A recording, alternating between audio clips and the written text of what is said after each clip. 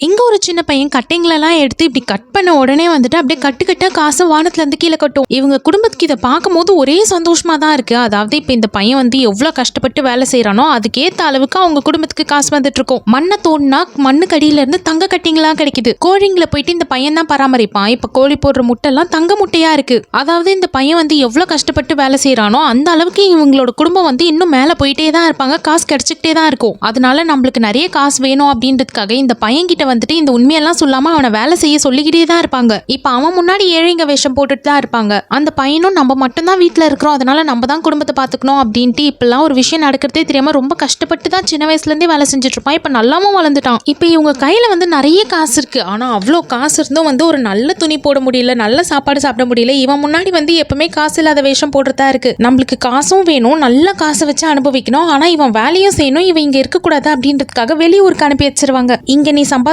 கொடுக்குற காசு சுத்தமா பத்த மாட்டேங்குது, தங்கச்சிங்களெல்லாம் படிக்க வைக்கணும், கல்யாணம்லாம் பண்ணி கொடுக்கணும், அதனால நீ வெளியூருக்கு போன்னு சொன்ன உடனே அவனும் வந்து இந்த விஷயம்லாம் தெரியாம ரொம்ப அப்பாவித்தனமா சரி நான் நல்லா போயிட்டு கஷ்டப்பட்டு வேலை செய்யறேன் அப்படின்னு சொல்லி போயிருப்பான். இந்த பக்கம் அப்படி பக்கத்து ஊருக்கு வேலைக்கு போன உடனே இவங்க எல்லாருமே அந்த காசை வச்சு ரொம்ப சந்தோஷமா வந்து ஜாலியா இருப்பாங்க. அடுத்ததான் அந்த ஆள் வந்துட்டு பக்கத்து ஊருக்கு போயிட்டு சும்மா இந்த கம்பெனில ஸ்டாக்ஸ் எல்லாம் இறக்கி ஏத்துற வேலை எல்லாம் செஞ்சுக்கிட்டு இருப்பாரு. இவர் ஒரு கம்பெனில ஒர்க் பண்ணிட்டு தான் இருப்பாரு. அந்த கம்பெனி ஓனர் இருப்பார்ல, அவரோட பொண்ணுக்கு வந்து அன்னைக்கு தான் கல்யாணம் நடக்க போகுது. கல்யாணத்துக்கு சாமான்லாம் எடுத்துட்டு வந்து வைக்கிறதுக்காக இப்ப அவரும் வந்திருப்பாரு. ஆனா அந்த பொண்ணுக்கு வந்து கல்யாணத்துல சுத்தமா விருப்பமே இல்ல. அதனால ஸ்டாக்ஸ் எல்லாம் எடுத்துட்டு வந்து வைக்கலாம் அப்படின்ட்டு வந்தவர் வந்து அந்த பொண்ணு கல்யாணம் பண்ணிப்பா. இவர் ரொம்ப ஏழையா இருக்காரு. கண்டிப்பா நம்ம என்ன சொன்னாலும் அதுக்கெல்லாம் தலையாட்டிட்டு தான் இருப்பாரு. கொஞ்ச நாள் நம்ம அப்பா அம்மாவை சம்மதிக்க வைக்கணும், சமாளிக்கணும் அப்படின்னா இப்ப இவரை கல்யாணம் பண்ணிக்கிட்டு தான் சரியா இருக்கும் அப்படின்ட்டு கல்யாணம் பண்ணிப்பா.